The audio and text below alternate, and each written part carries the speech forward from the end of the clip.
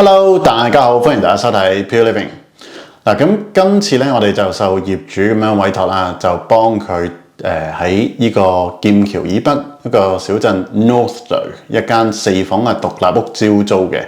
咁我都唔講咁多啦，因為依間屋咧，其實佢都係好新淨啦。咁其實我相信咧，真係好多香港人啦，無論你係打算喺劍橋落嘅，或者已經喺劍橋落嘅話咧，咁都對呢類型嘅物業咧係好有興趣嘅。咁我哋都馬上去片俾你睇啦。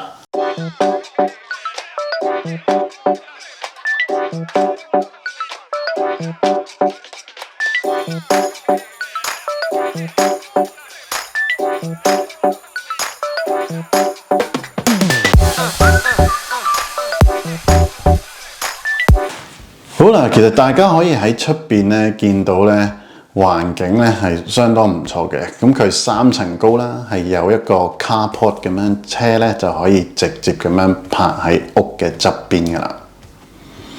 咁其實都有一個好大嘅空間啦。咁大家可以見到咧，即係呢個屋苑咧，而家已經係完成呢個建築噶啦。好，咁我哋入去睇下屋裏面嘅情況。呢啲屋咧，全部咧道門咧都比較闊嘅，咁所以見到個空間都好足夠啦。咁一入到嚟，見到地板咧係採用呢個 laminate。一入到嚟咧就見到左手邊咧佢有一個小型嘅 utility room，咁可以係擺放一啲鞋啊，或者褸啊，或者一啲雜物，咁佢都有窗嘅，咁所以都變成一個 study， 亦都可以。咁右手邊咧都有佢另外一個空間啦，咁個 boiler 就擺咗喺度嘅。咁再去到隔離呢道門咧，就見到有個 guest toilet 啦。咁所有嘢都好新淨，咁租客都住得放心啦。咁再入到嚟，咁見到咧佢呢個廚房同埋廳咧，都係採用一個 open kitchen 嘅設計嘅。咁一望就望住後花園嘅方向啦。咁所有嘅家電都包埋啦，電磁爐、焗爐、微波爐、雪櫃，咁通通都有齊晒噶啦。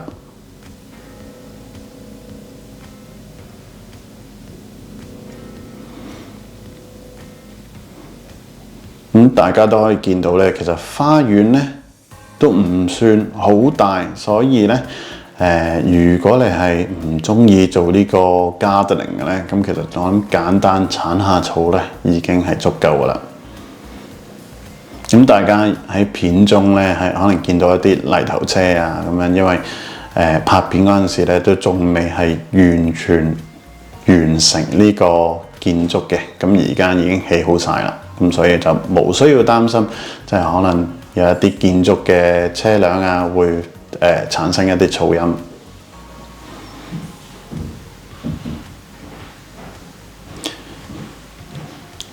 樓下呢個樓梯底啦，都仲有好多儲物空間咁嘅。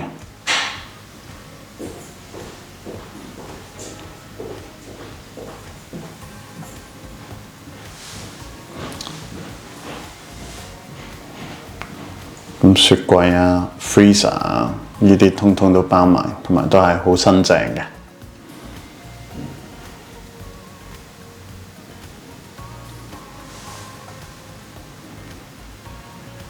連埋一個洗碗機啦。咁下邊咧儲物咧，咁都唔少嘅，咁都可以任你擺放。好啦，樓下就睇到呢度，我哋上去樓上1樓先。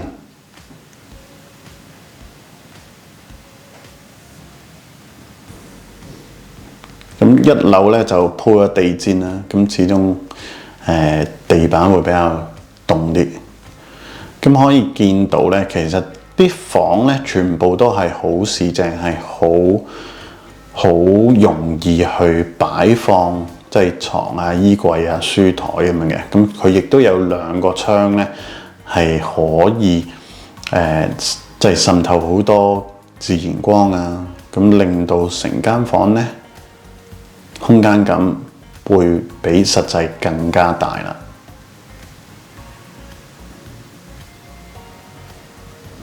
咁佢全部啲房咧都係雙人房設計嘅，咁所以都係好鬆動。咁1樓就有一個 family bathroom 啦，咁啲磚咧係鋪到上頂嘅喺浴缸嗰邊。咁另外呢邊有2個落地玻璃，咁可以見到咧都係另外一間雙人房。咁呢一間房咧，佢嘅景觀咧就係望住屋前嘅。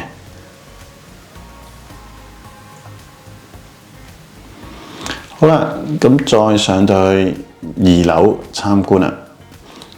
咁依然繼續係用呢個地氈啦。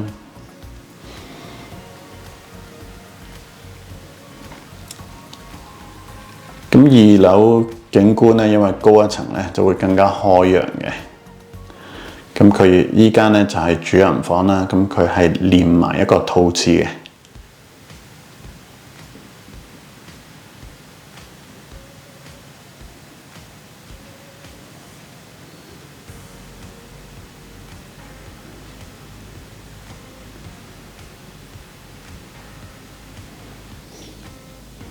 咁佢呢一個格局咧就係有一叫做 Jack and Jill 咁樣。咁 Jack and Jill ensuite 就係話佢除咗喺間房嗰度可以入到去啦，咁其實出面都可以入到嘅。咁呢個仲有一個小小嘅儲物空間啦。咁另外呢一邊咧都係望翻前面咧，都係有另外一間雙人房嘅。咁其實 Northstowe 啦呢個地區啦，佢喺劍橋以北都係講緊10零分鐘嘅車程啦。咁同埋佢有一個 guided busway， 咁就係可以好快咁樣搭巴士咧，就翻去劍橋市中心。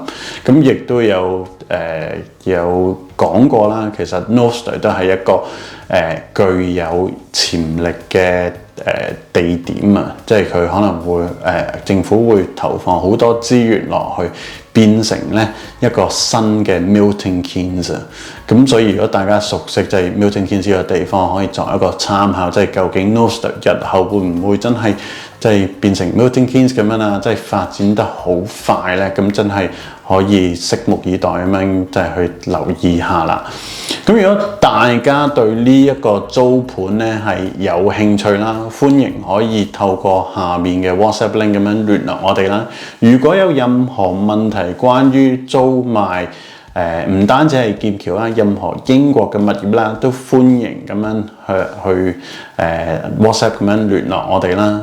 咁另外，如果有任何問題都可以咧喺下邊留言，我哋會盡快咁樣去答覆你哋啦。多謝收睇，下集再見，拜拜。